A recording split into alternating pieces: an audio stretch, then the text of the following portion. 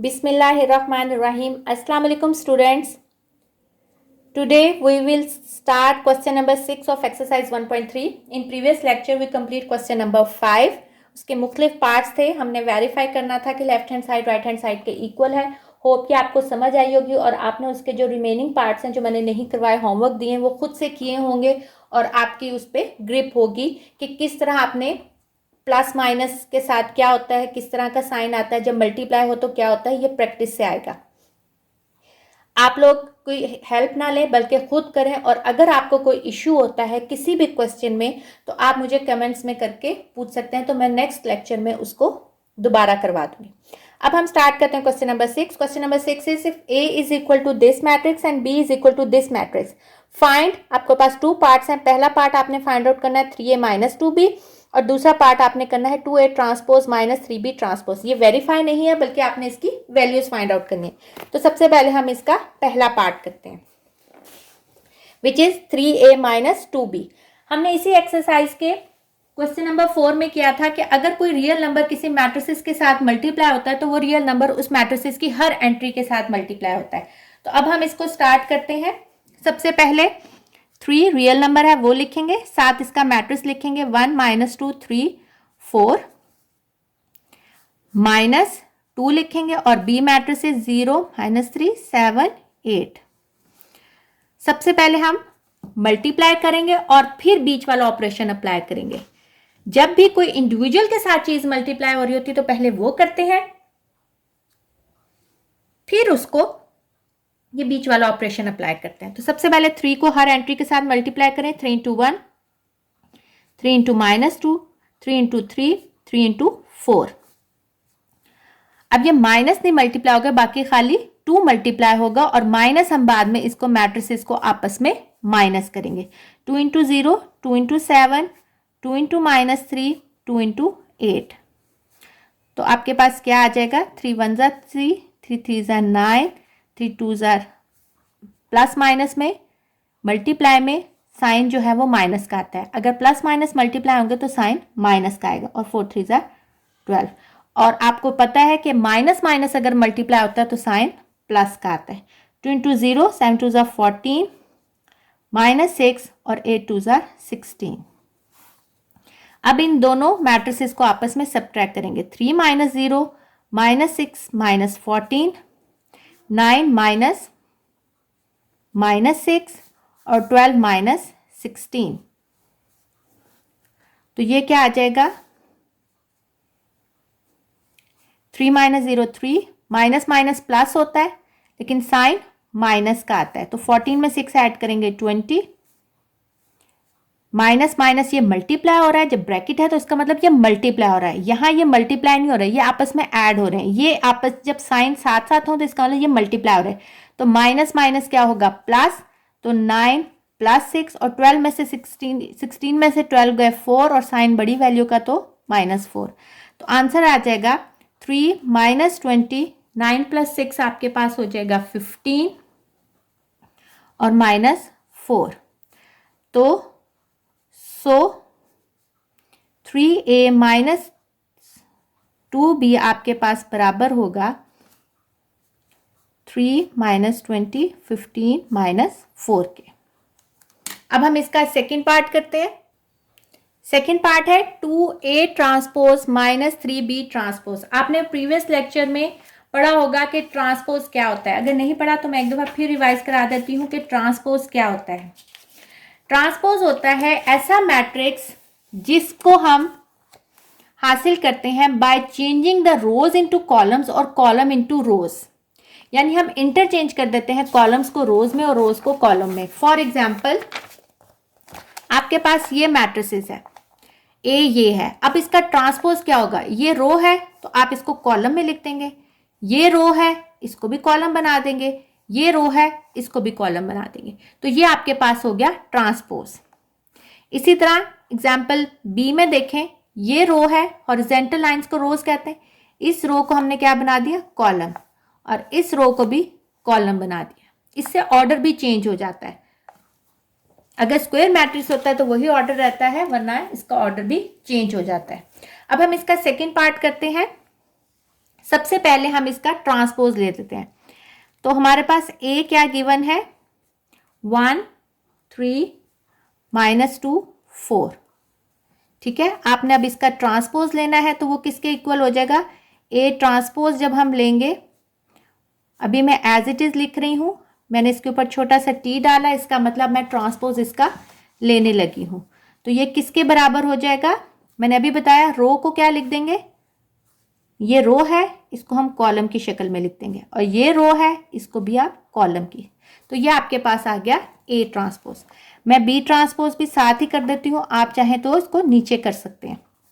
B आपके पास क्या है, 0 -3 7 8, इसका भी हम ट्रांसपोज लेंगे, 0 -3 7 8, और इसका ट्रांसपोज क्या होगा, अगेन ये रो है मैं इसको कॉलम की शक्ल में लिख दूंगी, और ये रो है इसको भी मैं कॉलम की शक्ल में लिख दूंगी।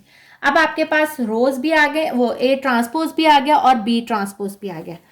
अब आपने क्या करना है, गिवन है आपको 2A ट्रांसपोज -3B ट्रांसपोज।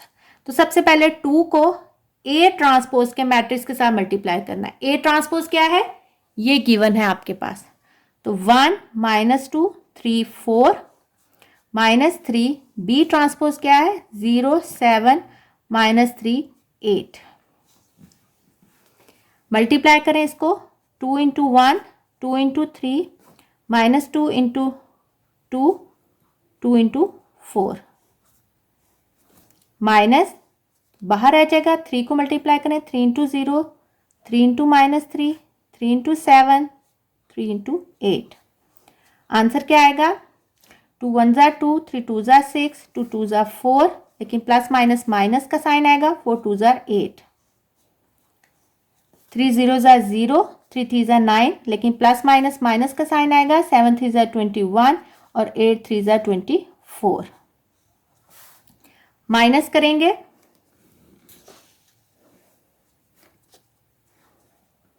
2 - 0 6 -9 -4 -21 8 -24। तो आंसर क्या आएगा, 2 में से 0 गया 2, 6 + 9 माइनस माइनस प्लस मल्टीप्लाई हो रहा है इसलिए माइनस माइनस प्लस, -4 -21। देखिए साइन दूर दूर है, आपस में करीब नहीं है, इसलिए ये मल्टीप्लाई नहीं हो रहे बल्कि ये ऐड हो रहे हैं। ऐड में माइनस माइनस क्या होता है, प्लस, लेकिन साइन आता है माइनस का। तो 21 में 4 ऐड करें तो ये आता है 25, और 8 में से 24 में से 8 गए तो आपके पास आता है 16, लेकिन साइन बड़ी वैल्यू का तो ये माइनस। तो क्या आ जाएगा, 2 9 + 6 होता है 15 -25 और -16।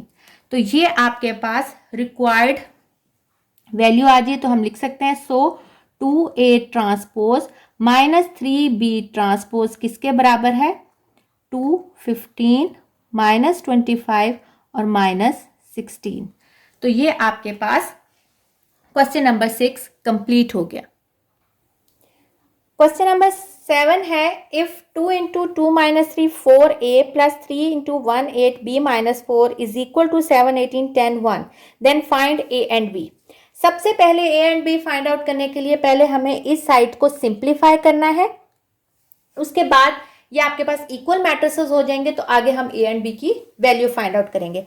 तो सबसे पहले हम इसकी ये साइड जो है वो क्या करते हैं, सिंप्लीफाई, साथ साथ लेके चलते हैं। 2 2 - 3 4A + 3 1 8 B - 4 is equal to 7 18 10 1। सबसे पहले इस 2 को अंदर मल्टीप्लाई करें, 2 × 2 2 × 4 2 × -3 2 × 9, प्लस 3 को भी अंदर मल्टीप्लाई करें, 3 × 1 3 × B 3 × 8 और 3 × -4 इज इक्वल टू, ये एज इट इज आ जाएगा, ये आपके पास A है, इसको गलती से 9 मत समझ लीजिएगा, ठीक है, ये A है। स्टूडेंट्स ऐसे करते हैं, क्वेश्चन में ए होता है लिखते हैं, लेकिन जब तक नीचे आते हैं, इसलिए आप इसको अपनी आसानी के लिए इसको ए इस तरह बना लें। 2 2 ज़ा 4, 4 2 ज़ा 8, 2 इंटू 3 -6 और 2a प्लस 3 1 ज़ा 3, 3b, 8 3 ज़ा 24 और 4 3 ज़ा 12, 7 10 18 1। अभी भी ये सिंप्लीफाई नहीं, अब ये दोनों मैट्रिसेस क्या हो रही हैं आपस में ऐड, तो हम इनको ऐड करेंगे। 4 + 3 कोरस्पॉन्डिंग एंट्री, 8 + 3b, -6 + 24 और 2a + -12।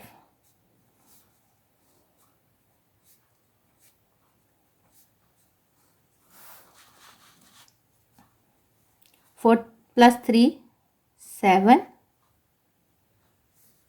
8 और 3b आपस में ऐड नहीं हो सकते क्योंकि वेरिएबल इसके साथ है इसके साथ नहीं है। तो हमेशा एडिशन में या सब्ट्रैक्शन में सेम वेरिएबल वाले ऐड हो सकते हैं, वरना वो ऐड नहीं हो सकते। यही अलजेब्रा का रूल है। आप लोगों ने 8th क्लास में 6th चैप्टर में पढ़ा था कि अगर सेम पावर या सेम वेरिएबल्स होते हैं तो वो ऐड हो सकते हैं, वरना ऐड नहीं हो सकते। तो 8 के अंदर 3 ऐड नहीं हो सकता क्योंकि 3 के साथ b लगा हुआ है, इसलिए हम इसको 8 + 3b एज इट इज लिख देंगे। -6 + 24 आपके पास आ जाएगा 18 साइन बड़ी वैल्यू का। इसी तरह यहां आ जाएगा 2a + -2a -12। ये भी ऐड नहीं होगा, सेम रीजन, क्योंकि उसके साथ एक वेरिएबल लगा हुआ है a और दूसरे के साथ नहीं है, इसलिए ये उसके साथ ऐड नहीं होगा। अब देखिए ये आपके पास इक्वल मैट्रिसेस आ गया। आपने पीछे पढ़ा था कि इक्वल मैट्रिसेस कब होते हैं, जब उनकी कोरस्पॉन्डिंग एंट्रीज इक्वल होती हैं। ठीक है, तो हम कह सकते हैं as both matrices are equal so their corresponding entries are also equal. हम लिखेंगे as both matrices are equal so their corresponding entries are also equal। Corresponding entries क्या हो गया, हमने तो a और b की वैल्यू निकालनी है। अगर आप वैसे भी गौर से देखें तो 7 7 के बराबर है क्योंकि ये कोरस्पॉन्डिंग एंट्री है, और 18 18 के बराबर है। इसका मतलब है 8 + 3b भी इसकी कोरस्पॉन्डिंग एंट्री 10 के इक्वल होगा। तो हम कह सकते हैं कि 8 + 3b जो है वो 10 के इक्वल है। मैंने इसको इक्वेशन 1 का नाम दे दिया और मैंने इसकी रीजन आप लोगों को ये देखें ऊपर हमने लिख दी है। और इसी तरह 2a - 12 आपके पास 1 के इक्वल है। अब हम इसको बारी बारी सॉल्व कर लेते हैं। तो हम कहेंगे फ्रॉम इक्वेशन 1 हमारे पास है 8 + 3b = 10। 3b को इधर रहने दें, 8 यहाँ ऐड हो रहा है, वहां जाके सब्ट्रैक्ट हो जाएगा तो 2 आ जाएगा। तो 3b और b आ जाएगा 2/3। ठीक है, आपने b की वैल्यू निकाल दी। अब यहां मैं साथ ही कर देती हूं फ्रॉम इक्वेशन 2 आपके पास क्या है, 2a - 12 1 के इक्वल है। 2a को इधर रहने दें, ये माइनस है, वहां जाके क्या हो जाएगा प्लस, तो ये बन जाएगा 13। तो a की वैल्यू आ जाएगी 13/2। इस तरह आपने a और b की वैल्यूज जो हैं वो फाइंड आउट कर ली। होमवर्क में आपने क्या करना है, इन्हीं उसकी प्रैक्टिस करनी है और एग्जाम्पल्स को देखना है। ठीक है, इंशाल्लाह हम नेक्स्ट लेक्चर में क्वेश्चन नंबर 8 स्टार्ट करेंगे। और क्वेश्चन नंबर 8 स्टार्ट करने से पहले आप लोगों ने जो पिछले उसमें कॉन्सेप्ट पढ़े थे सिमेट्रिक के और स्क्यू सिमेट्रिक को, उसको देखना है, क्योंकि अगर आपको वो कॉन्सेप्ट क्लियर होंगे तभी हम क्वेश्चन नंबर 8 जो है वो सॉल्व कर सकेंगे। लिख देती हूं कि होमवर्क में आपने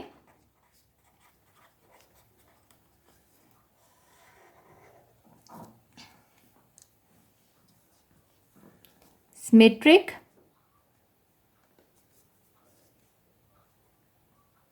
matrix and skew symmetric. Symmetric को अच्छी तरह देखना है। उसका अगर आपको नहीं तो पिछले लेक्चर्स देख के उसको कंप्लीट कर लें। वैसे तो मैंने एक दफ़ा फिर रिवाइज करवा दूंगी, लेकिन आप लोग देखें तो आपको क्वेश्चन की अच्छी तरह समझ आएगी। ओके स्टूडेंट्स, टेक केयर, अल्लाह हाफिज़।